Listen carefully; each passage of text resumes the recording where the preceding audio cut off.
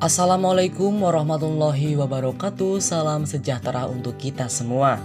Senang sekali kita masih bisa berjumpa lagi dalam mata kuliah sintaksis, meskipun masih dengan sistem perkuliahan dalam jaringan atau perkuliahan daring. Namun hal ini tentunya tidak menurunkan semangat kita dalam menuntut ilmu.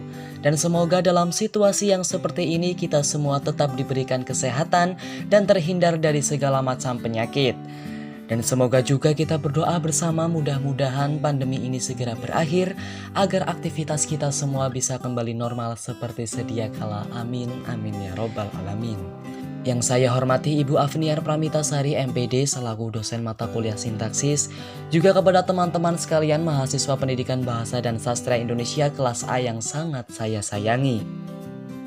Baik Ibu dan teman-teman sekalian, kali ini kelompok kami yang beranggotakan Varian Fadil Khofar, Farwah Faradisa, Lailatul Fatihatur Rahma, Nurul Arofatul Muna, Ulfatul Hasanah, dan saya sendiri Subagio akan mempresentasikan materi dengan judul kesalahan konstruksi sintaksis tataran frasa dan kalimat.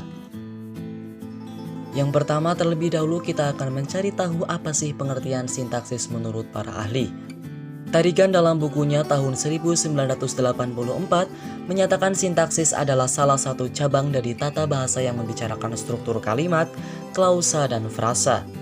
Sedangkan Suhardi dalam bukunya tahun 2013 halaman 41 mengatakan bahwa sintaksis merupakan salah satu cabang ilmu bahasa yang terkait dengan struktur frasa, klausa, dan kalimat. Nah, itu tadi adalah pengertian sintaksis menurut para ahli. Dan dalam kali ini kita juga akan mencari tahu tentang pengertian kalimat menurut para ahli. Yang pertama, menurut Tarigan dalam bukunya tahun 1984, kalimat merupakan satuan bahasa yang secara relatif berdiri sendiri, mempunyai pola intonasi final dan secara aktual dan potensial terdiri dari klausa, misalnya saya makan nasi.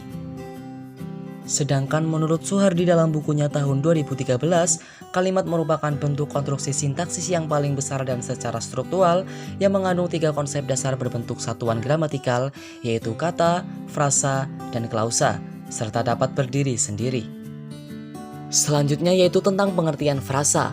Pengertian frasa menurut para ahli yang pertama yaitu menurut Tarigan dalam bukunya tahun 1984 menyatakan bahwa frasa adalah satuan tata bahasa yang tidak melampaui batas fungsi subjek atau predikat. Sedangkan menurut Suhardi dalam bukunya tahun 2013 menyatakan bahwa frasa merupakan kelompok kata yang unsur terbentuknya terdiri dari 2 kata atau lebih. Nah Ibu dan teman-teman sekalian, setelah tadi kita mengetahui tentang pengertian sintaksis, pengertian kalimat, dan pengertian frasa, selanjutnya kita akan mencari tahu tentang kesalahan sintaksis. Kesalahan sintaksis yaitu kesalahan yang terjadi dalam tataran sintaksis yang disebabkan pemakaian kata, pemakaian antar kelompok kata, dan yang lebih besar dari itu menyimpang atau keluar dari kaidah.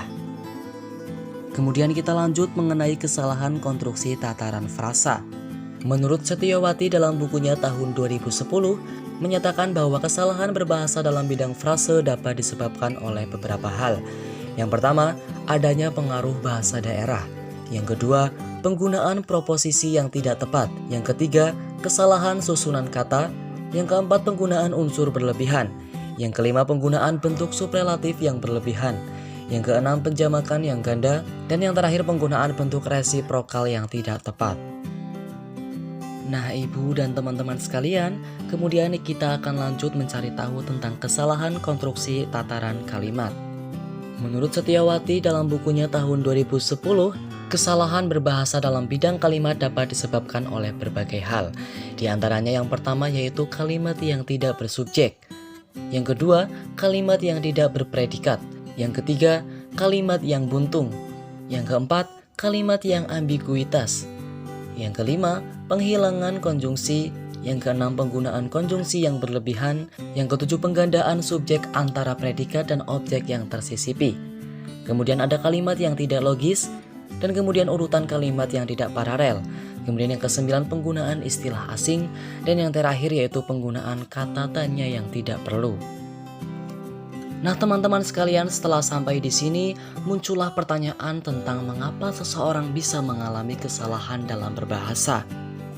Menurut Setiawati dalam bukunya tahun 2010 menyatakan ada 3 kemungkinan seseorang dapat salah dalam berbahasa, antara lain sebagai berikut.